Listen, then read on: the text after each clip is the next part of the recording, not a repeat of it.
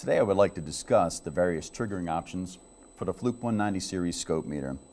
We do have a unique feature with all of our scope meters, which is called Connect and View. So as soon as you apply a signal to the meter,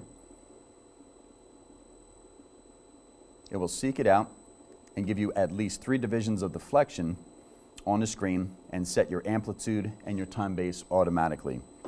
If you want to go a little further and start triggering and take some additional options, you simply press the trigger button, and now you can decide on which channel you want to trigger, whether it's A, B, C, or D.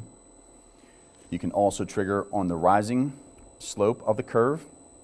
You can trigger on the falling slope of the curve, or you can pick the point of crossover as your trigger point.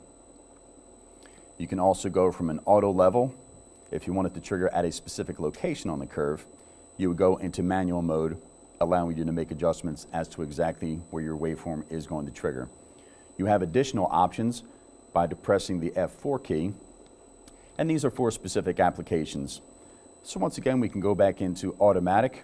We can also choose to trigger on edges. We can also go in and trigger from a video signal on your A input, and from there we can select the respective type of video, whether it's PAL or NTSC or any option that is available.